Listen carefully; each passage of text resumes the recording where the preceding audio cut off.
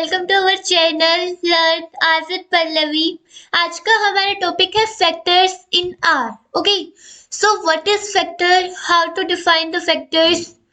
सो factor factor की जो definition है, factor is a data structure used for fields that takes only the predefined and the finite number of values. Okay, so factor एक जो data structure है, जैसे हमारे पास vector था, list, array, matrix, data frame, सभी हमारे पास data को ऑर्गेनाइज करने का एक वे थी। वैसे ही फैक्टर भी हमारे पास डाटा को अच्छे से स्ट्रक्चर्ड वे में ऑर्गेनाइज करने का एक वे है, जो क्या करता है, which takes only the predefined and the finite number of values, जो पहले से ही डिफाइंड और फाइनाइट नंबर ऑफ वैल्यूज को अपने इनसाइड में लेता है।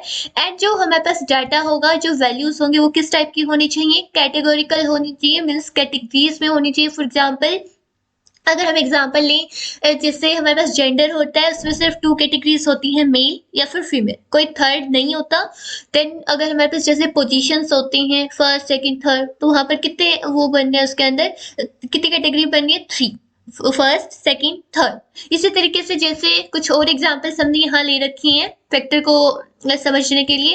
अ data field such as a marital status, जैसे हम मैरिटल स्टेटस देखते हैं तो उसमें बहुत सारी वैल्यूज आ सकती हैं कि सिंगल है, मैरिड है, सेपरेटेड है, डिवोर्स्ड है, विडोड है। ओके, इस तरीके से ये कुछ अपने अंदर कुछ प्री डिफाइंड और फाइनाइट वैल्यूज को ही लेता है।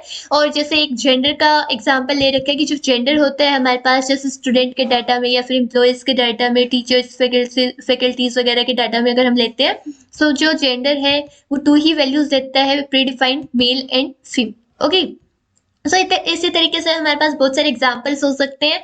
इन such a case we know that the possible values before hand.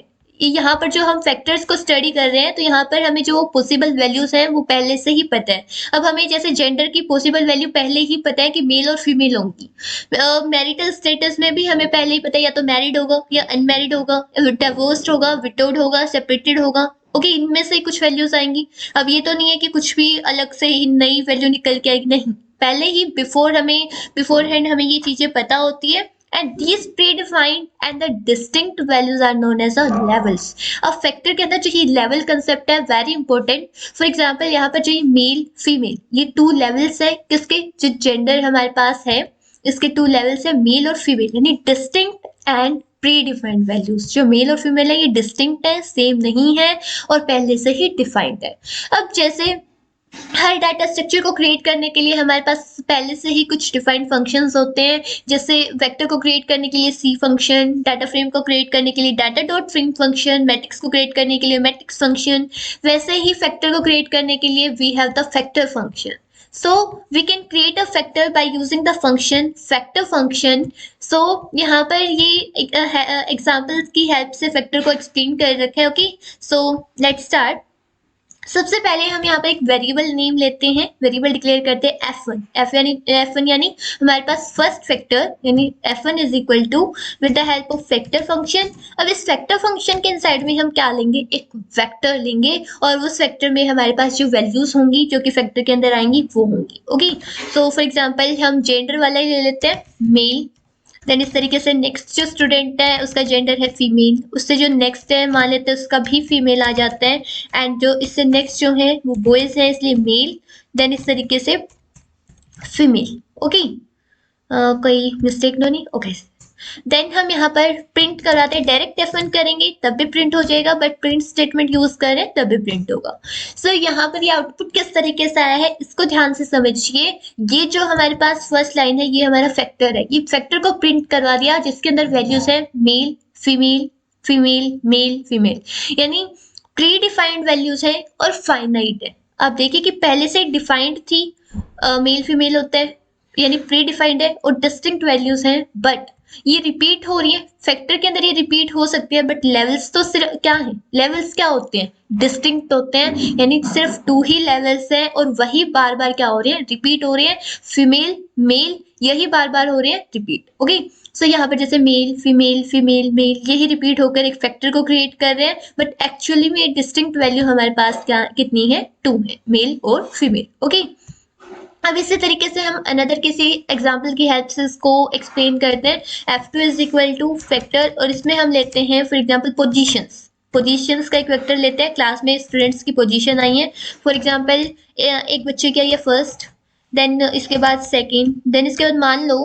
कि दो बच्चों के सेम मार्क्स आ गए, यानी जो जो फर्स्ट टू टॉपर्स हैं क्लास के उनको उनके दोनों के ही मान लो कि 99% आ गई, तो दोनों ही क्या होंगे, क्लास के फर्स्ट पोजीशन वाले बच्चे होंगे जिन्होंने जो फर्स्ट पोजीशन होल्ड करते हैं। तो यहाँ पर इसी तरीके से फर्स्ट, देन इसे हम नेक्स्ट ले लेते हैं थर्ड। ओके, सो ये हमारे पास क्या है, एक फैक्टर है। जब हम F2 को प्रिंट करवाएंगे, सो F2 यानी एक फैक्टर है, सो फैक्टर की वैल्यूज ये हैं, बट लेवल्स क्या होंगे आप सोचकर बताइए कि यही फर्स्ट सेकंड थर्ड बार बार रिपीट हो रहे हैं, तो ये फर्स्ट सेकंड और थर्ड हमारे क्या होंगे, प्री डिफाइंड और डिस्टिंक्ट, यानी अलग अलग क्या होंगे, लेवल्स होंगे। ओके, अब हमने F2 को क्या करवाया, प्रिंट करवाया, प्रिंट करवाने पे हमारे पास फर्स्ट सेकंड फर्स्ट थर्ड इस तरीके से, और लेवल्स में हमारे पास सिर्फ 3 वैल्यूज आई हैं, that is first second and third. Okay, तो ये था हमारे पास एक जो फैक्टर होते हैं उसका एग्जाम्पल हमने देखा कि कैसे हम फैक्टर को क्रिएट कर सकते हैं। फैक्टर जो है वो हमारे पास कैटेगरिकल डाटा, ये कैटेगरिकल ही डाटा ही होता है, यानी न्यूमेरिकल डाटा नहीं है, कैटेगरीज है इसके अंदर। और अब हम इसके ऊपर कुछ और फंक्शंस अप्लाई करके देखते हैं कि किस तरीके से हम फैक्टर्स के साथ वर्क कर सकते हैं। फॉर एग्जांपल जो हमें क्लास चेक करनी है, अब अगर मैं किसी मैट्रिक्स की क्लास चेक करती हूँ तो मैट्रिक्स आता है, वेक्टर की क्लास चेक करते हैं तो वेक्टर मतलब न्यूमेरिक आ जाता है, या फिर वो वेक्टर जिस भी टाइप का है उसका डाटा टाइप दे देता है। तो यहाँ पर क्लास फंक्शन हमें डाटा टाइप बताता है। फॉर एग्जांपल F1 का डाटा टाइप क्या है, F1 एक फैक्टर है, सो क्या आया, फैक्टर। इसी तरीके से अगर हम क्लास ऑफ F2 अगर चेक करेंगे तो क्या आना चाहिए, फैक्टर ही आएगा। अब फॉर एग्जांपल हम एक वेक्टर क्रिएट करते हैं, A is equal to vector 1 2 3 4। So यहाँ पर क्या आएगा, अगर हम यहाँ पर क्लास ऑफ A चेक करेंगे तो शायद तो मतलब हमारे पास क्या आना चाहिए, न्यूमेरिक आएगा। न्यूमेरिक क्यों आया, क्योंकि हमने वेक्टर तो क्रिएट किया है, बट उस वेक्टर के अंदर जो डाटा है वो किस टाइप का है, हमारे पास न्यूमेरिक टाइप है, तो ये क्लास होती है। इस तरीके से क्लास फंक्शन को हम किसी भी चीज़ पर अप्लाई कर सकते हैं। फॉर एग्जांपल क्लास ऑफ, अगर मैं इसके अंदर जैसे पाइथन डाल दिया, पाइथन लैंग्वेज, सो यहाँ पर क्या आएगा, आउटपुट में क्या आना चाहिए कि क्या है, कैरेक्टर टाइप का डाटा है, पाइथन एक स्ट्रिंग है, यानी कैरेक्टर्स की स्ट्रिंग है। सो इसी तरीके से अगर हम फॉर एग्जांपल चेक करते हैं 1 2 3 की, इसकी क्लास अगर हम चेक करें तो क्या आना चाहिए, आप सोच सकते हैं कि क्या आएगा इसका, न्यूमेरिक। क्या कैसी वैल्यू है, ये एक न्यूमेरिक वैल्यू है। ओके, बट अगर मैं यहाँ पर क्लास ऑफ जैसे क्लास ऑफ वी चेक करते हो, सो वैसे कुछ बच्चे सोच रहे होंगे कि इसकी कैरेक्टर आनी चाहिए क्योंकि वी तो एक कैरेक्टर है, नहीं, और जब हम इसके ऊपर डबल क्योट लगाएंगे तभी ये कैरेक्टर बनेगा, डबल या सिंगल क्योट लगाते हैं तभी कैरेक्टर बनेगा, अदरवाइज ये एक ऑब्जेक्ट की तरह काम करेगा, और ये ऑब्जेक्ट कोई भी डिफाइंड नहीं है, इसलिए क्या आउटपुट आएगा, object v is not defined. Okay, so ये तो क्लास फंक्शन था, बट हम स्टडी क्या कर रहे हैं, फैक्टर्स। सो फैक्टर्स के ऊपर और क्या फंक्शन हम अप्लाई कर सकते हैं, लेवल्स। हमारे पास एक लेवल्स फंक्शन होता है। सो लेवल्स फंक्शन कैसे अप्लाई किया जाता है, लेवल्स ऑफ F1। F1 के क्या क्या लेवल्स थे, F1 में हमारे पास मेल फीमेल जेंडर का डाटा रिकॉर्ड कर रखा था, तो वहाँ पर जो लेवल्स थे हमारे पास फीमेल और मेल। अब ये फीमेल पहले क्यों आया, मेल बाद में क्यों आया, क्योंकि ये ऑर्डर में दे रहा है, जैसे शॉर्ट करके दे रहा है अकॉर्डिंग टू अल्फाबेट्स, F पहले आता है, M पहले आता है, इस तरीके से। अब हम यहाँ पर पोजीशंस वाला जो डाटा था उसके लेवल्स चेक करना चाहते हैं, लेवल्स ऑफ F2 के क्या लेवल्स थे, first second and third. Okay, इस तरीके से हम लेवल्स चेक कर सकते हैं। अब फॉर एग्जांपल अगर हमें किसी फैक्टर का स्ट्रक्चर चेक करना है, str फंक्शन क्या करते हैं, किसी भी जो हमने डाटा स्ट्रक्चर क्रिएट किया है उसका स्ट्रक्चर हमें बताता है।